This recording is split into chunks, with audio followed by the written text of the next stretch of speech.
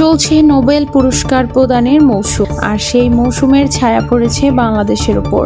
শান্তিতে শিশুদের নোবেল পুরস্কার এর জন্য মনোনীত হয়েছে রাজশাহীর 17 বছরের তরুণী মুঞ্জিয়া মন।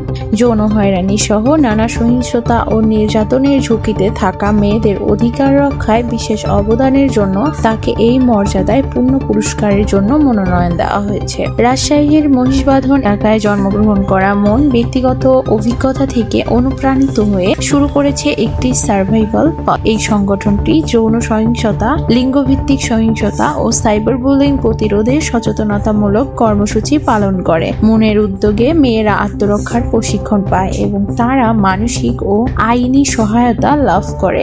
স্কুলের অভিযোগ বাক্স বসানোর মতো উদ্যোগ থেকে শুরু করে গ্রামে গ্রামে গিয়ে সচেতনতামূলক কার্যক্রম চালায় মন। তার পরিচালিত কর্মশালার মাধ্যমে 10,000 এর বেশি শিক্ষার্থীর কাছে পৌঁছেছে তিনি। বাল্যবিয়ে প্রতিরোধ, সহিংসতা থেকে সুরক্ষা এবং মানসিক স্বাস্থ্য বিষয়ক আলোচনাও হয়। শিশুদের জন্য অনিরাপদ পরিস্থিতি শনাক্তকরণের কৌশল শেখানো হয়। সহপাঠীরা একে অপরকে সহায়তা করার জন্য উৎসাহিত করা হয়। এছাড়া ফেসবুক, ইনস্টাগ্রামের মাধ্যমে সচেতনতামূলক প্রচার করে মন। তিনি স্বেচ্ছাসেবক সংগ্রহ, জনসম্পৃক্ততা বাড়ানো, সচেতনতা ছড়িয়ে দিতে অনলাইন অফলাইন উভয় মাধ্যমে কাজ করেছে। সার্ভাইভাল পথ শুধু একটি সংগঠন নয়, এটি একটি সামাজিক আন্দোলন। তার বিশ্বাস যে সে একা লড়বে না, সবাইকে এগিয়ে আসতে হবে এবং ভুক্তভোগীদের পাশে দাঁড়াতে হবে। কিডস রাইট সংগঠনটি 12 থেকে 18 বছর কিশোর কিশোরীদের জন্য আন্তর্জাতিক শিশু শান্তি পুরস্কার প্রদান করে।